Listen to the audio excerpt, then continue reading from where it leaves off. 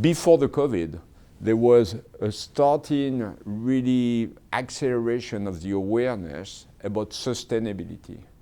And I've seen that only accelerated even more by the COVID, because unconsciously people realize that nature can take a revenge, right?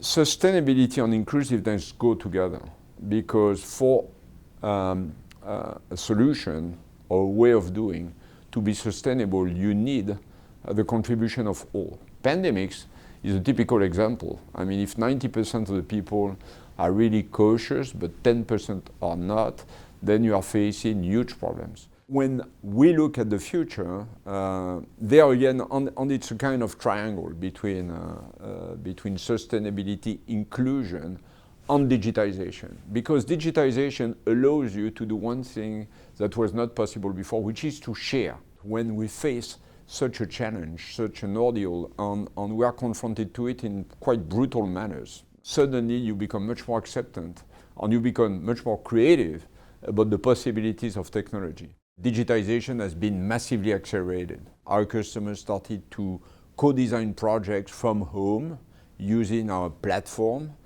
based on the cloud, so that you can design a manufacturing site, an infrastructure, a building from there.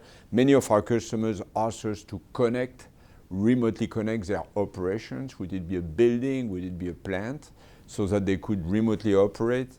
In many places, we took resiliency for granted, while we realized during such a crisis, where very often technicians couldn't go on the shop floor, that we needed new systems to deal with resiliency.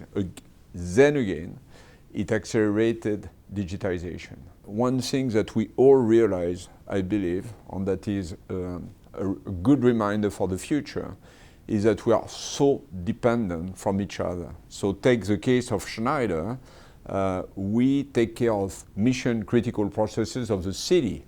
So in all of the countries we operate, governments ask us to keep on operating, whatever the rules on lockdowns, because you need to power on the data centers, you need to take care of the smart grids, you need to take care of the water networks, you need to take care of the hospital. You don't want a power outage in an ICU or in a surgery room. So we were asked to keep going, and at the same time we realized how much we are dependent on our own suppliers.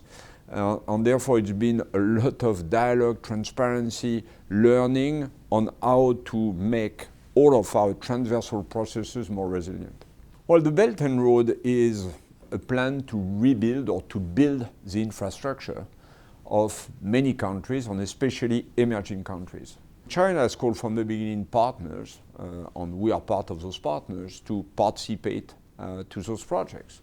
With one challenge as we look forward, which is to make sure that everything we build now from scratch is future-proof, therefore is sustainable, and therefore digital and electrical, smart and green. I think what we do today, which is a mix of local and online, is probably a good prefiguration for what we're going to have to do in the future. People have become more open to take a call, much more flexible on the timing, so it's much shorter sessions, but much more interactive and probably done to the point.